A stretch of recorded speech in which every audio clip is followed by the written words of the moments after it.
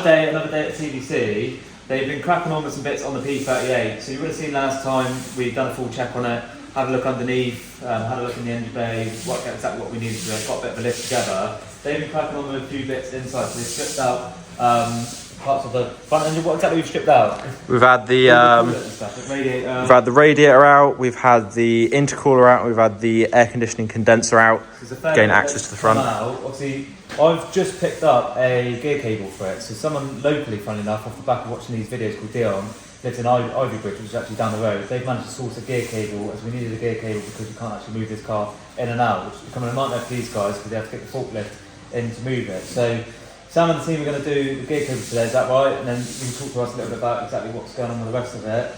And then we're going to get some more parts for it and then do the water pump. We're going to get an upgraded water pump for it and get all that fitted and then see how it goes. The only thing we're slightly concerned about is had no coolant in it, it's only had water in it. So Sam and the guys have been saying that if it's been sat for 13 years with just water in it, it could have long-lasting effects on the engine. Is that right? Because it could have frozen up and all that sort of stuff and could have seized the engine. So we're just basically going to do as much as we can for a minute, work out exactly what it needs doing, because we don't want to chuck too much money at it and then find out that it needs a new engine. So I'm going to let Sam crack on and do the gear cable, and then we'll talk to you a little bit about what the next plans of action are. So we'll have another little look underneath. We've got the new gear cable there provided by Dion. So Sam, you're just going to get it fitted up. Is this an easy job really, or? It's awkward to get at because we've got the prop shaft in the way. Yeah. Which we could take out, but I've had issues because the wheels won't turn because all the brakes are partly seized on. Yeah, of course.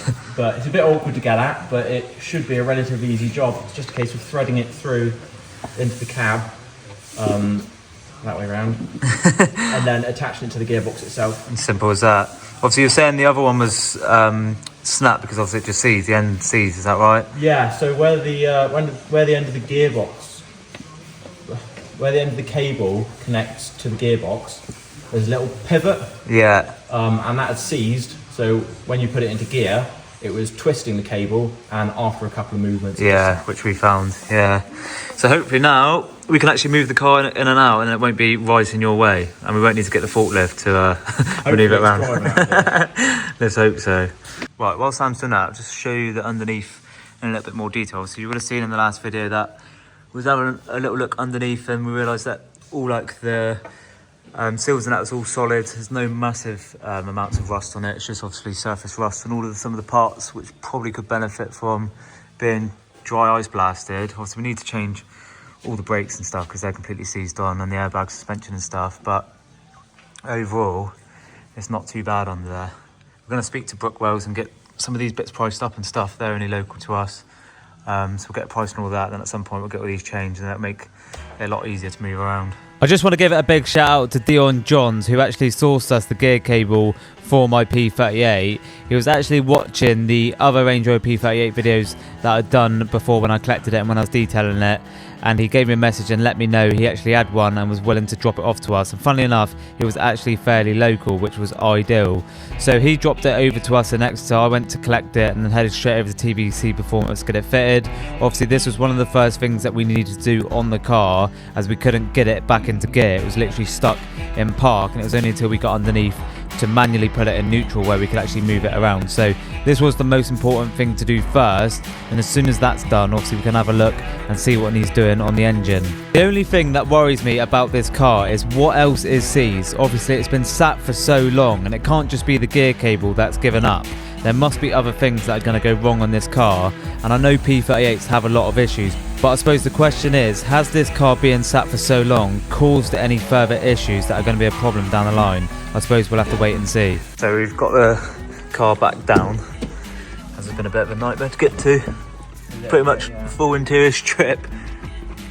Bloody Range Rovers, who would have one, huh? We've had to haul this out. That's mad, isn't it? There's a lot more that goes into it than what you think. There's a little metal clip, right, that sits over there that holds it in, and we've had to strip it. That's mental. All of the air conditioning controls out and everything to get to it. That's mental, isn't it? Yeah, so all of this has had to come out. It's mad. You haven't found any mice in there yet then? No, it does look like something. It's definitely, yeah. Wiring though. There's a bit of wiring. Really? There's a bit of wiring down there. Oh yeah, look at that. It's been chewing through it. Bloody hell. Yeah, there's definitely been something in there, hasn't there? That's not good, is it? Well, hopefully not too bad. I haven't been bitten yet. I'm just spinning. What would then cables be for then? If there's cables down in there. This one here looks like it's connects to the bottom of the gear shifter, and it's for when you put it across into like your low range.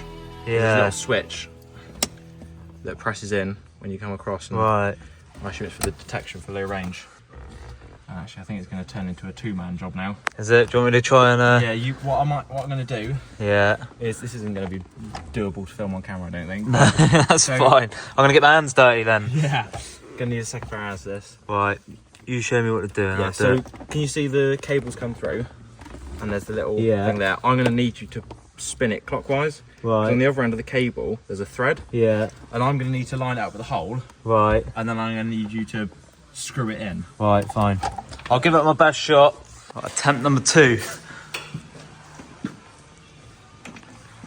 socket. Turns out me being an apprentice didn't really work out as well as what you thought. No, not very well.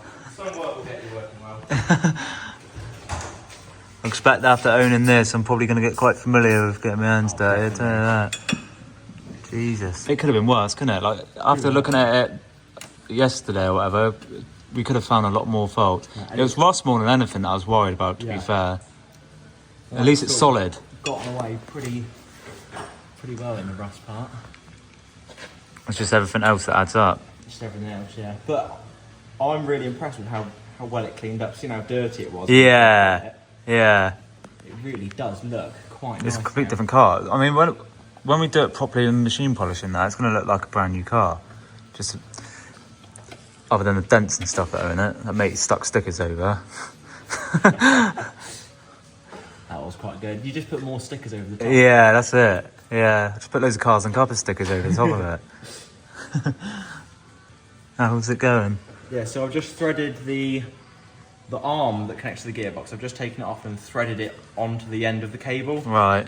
To about where it was on the old cable, and now I'm just doing it back up again so it's reattached to the gearbox, and then we're going to get back in the cab and make sure that the gears line up with where they should be. Yeah, nice. And hopefully it should you can move it. Way. Yeah.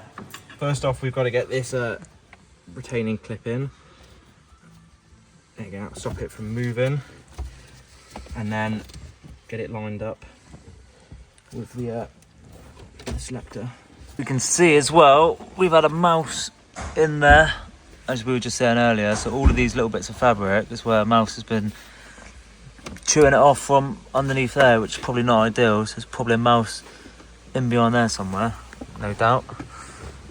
But yeah, look, it's just stuff everywhere. I've got something to pull this through with. Oh, there's my Coke, I was looking for that. Tell you what, we got lucky for that Dion to have that cable sat around so locally, don't we? I was very, very That's lucky. mental how it works. Hopefully it will get this back and moving under the same Yes, power we again. find out this one was seized. This was very fiddly to get out. It's going to be very fiddly to put back in again. Yeah, as always. It wouldn't be fun if it wasn't fiddly.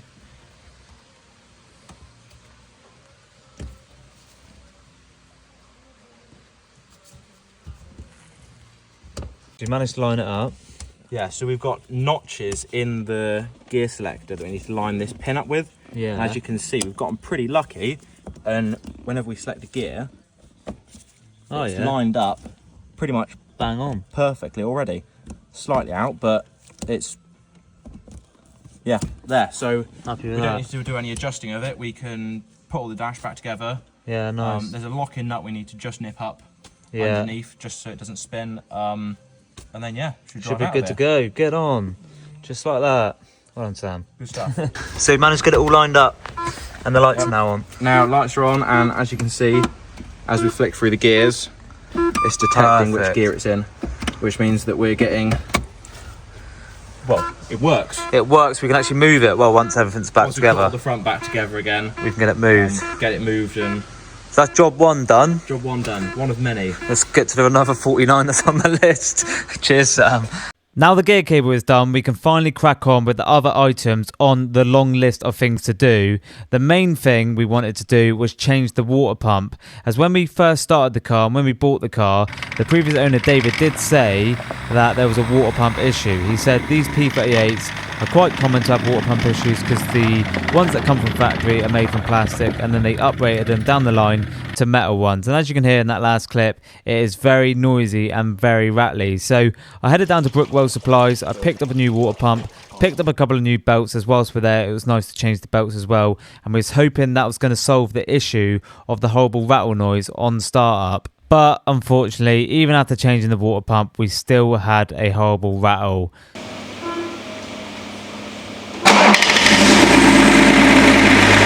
Sounds loads better, doesn't it? Beautiful. Yeah.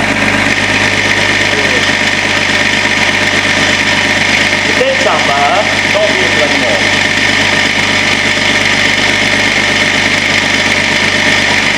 After getting all excited thinking that we solved the horrible rattle, we then realised we needed to give it another diagnosis, which we then realised it was a crank pulley. So the day got even more expensive and a £500 crank pulley got ordered up. Right, so a little update on the P38. Obviously, we've done the brake cable, we've done the gear cable. We obviously had that horrible rattle noise from the engine, didn't we? Yeah, so we took our whole front end off to investigate that. We found it to be the dampener on the crankshaft pulley. While we're in there, water pump was making quite a bit of noise as well, so we've done the water pump. Yeah. Putting a new one of these on because the old one separated. Yeah, I'll put some overlay footage of that, but this one's completely gone on it. Completely gone. So we'll put a new one of these on and then it should be good to go. No rattling noises. It's been an expensive day in it, Sam. Very so expensive water pump day. wasn't too bad. So water pump ended up being like 40 or 50 quid, which we got from Brookwell. So thanks to the guys at Brookwell for sorting this out. We obviously identified it as actually this is the main cause of the problem. So that's been like a 500 quid day and it just in that part. So you can see why people don't bother with these sort of cars because it ended up just costing an arm and a leg. Not cheap, is it? But you're going to crack on now and get this fitted up, Yep. and then hopefully we can get it all obviously fitted back up and get it running, get it moving again, and hopefully that's the problem solved. I think that's why. So everyone in the comments has been saying, like, what is the reason why this has been set up? There must be a reason for it, and I'm half reckoning this was probably it. It was either he knew how expensive this was going to be, or the previous owner thought it was a timing chain and just didn't want to get involved with it. Because it doesn't make sense that it was set up anyway, and he told me when I bought it that it's probably something to do with the water pump. And obviously when we took the water pump out, you noticed it had been messed about with anyway. Yeah, somebody's had that in and out a couple of times. But we reckon it's probably because of the cost of it, he's probably just thought, you know, I'm not going to bother spending the money on it. Yeah. So right, I'll leave you to crack on and get these fitted, and then we'll see what it's like when it's all fitted up and get it running. Yeah. Alright? Cheers, Sam. After an expensive trip to Brookwell, Sam then cracked on fitting up the new crank pulley to the car. I do generally think that this was the reason why Matey had it sat up for so long.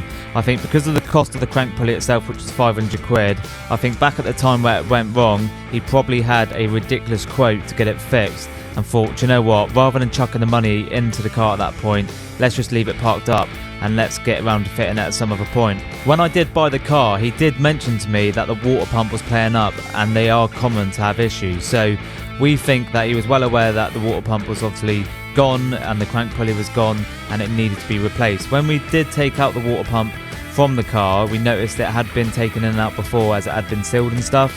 So hopefully this was the reason why it had been sat, because in all honesty, for £600 in parts or whatever, it's not a ridiculous amount considering the amount of work that you could end up chucking into these cars. So if after all of this, if that's the reason why this car's been set up, it's actually a positive thing, because at least it's not like engine replacement or anything like that. The only thing I am slightly worried about is obviously it's not been sat with any coolant in it for 13 years, so we've just got to make sure the engine hasn't got any long-lasting problems because of that.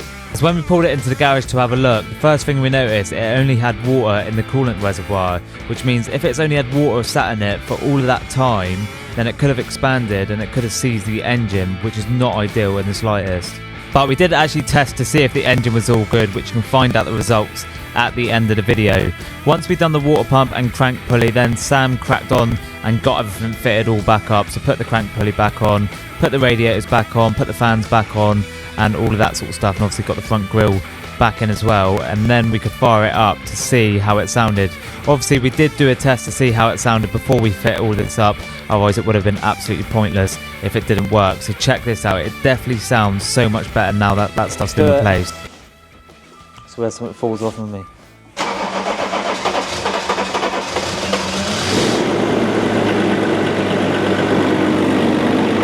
sounds so much better. It sounds so much better.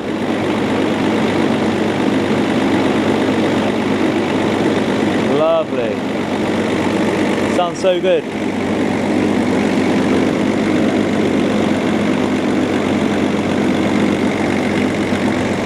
Right, so Sam's just topping up the coolant. We've done the crank pulley, we've done the water pump, and now it sounds a lot better. So before, it was sounding really rough, but now it definitely sounds a lot smoother. So next thing we need to do is test out the airbag suspension. We want to try and identify that, but yeah, that sounds so much better now, which is ideal.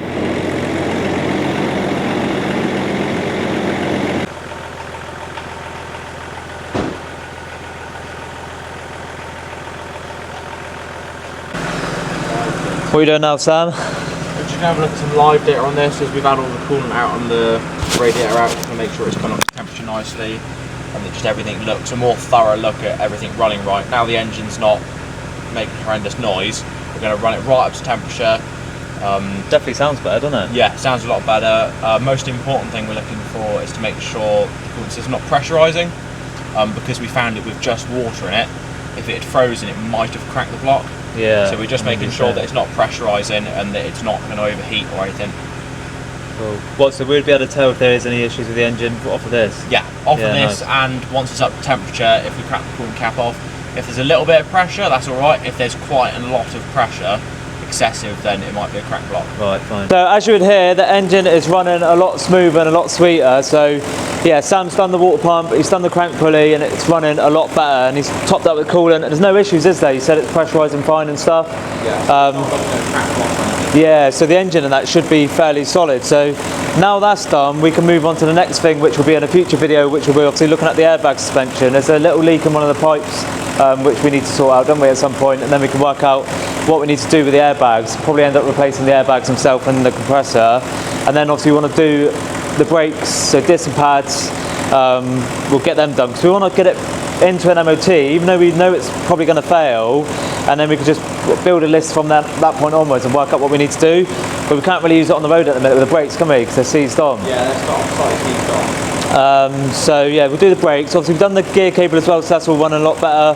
But other than that, you'll see us having a look at the airbag suspension next. We'll sort out the brakes, and then we'll sort out any of the other bits. How long do you reckon it'll be until the MOT after we've done the brakes? We'll probably get it done during the week after. Yeah, fine. So it won't be long until we can get an MOT on this, really, will it? I'd say probably next week, easily, not this week. Yeah, fine. All right, cool. So yeah, that's a little wrap around of what we've done so far on the P38. Make sure you stay tuned for the next one, and we'll see you guys and girls on the next one.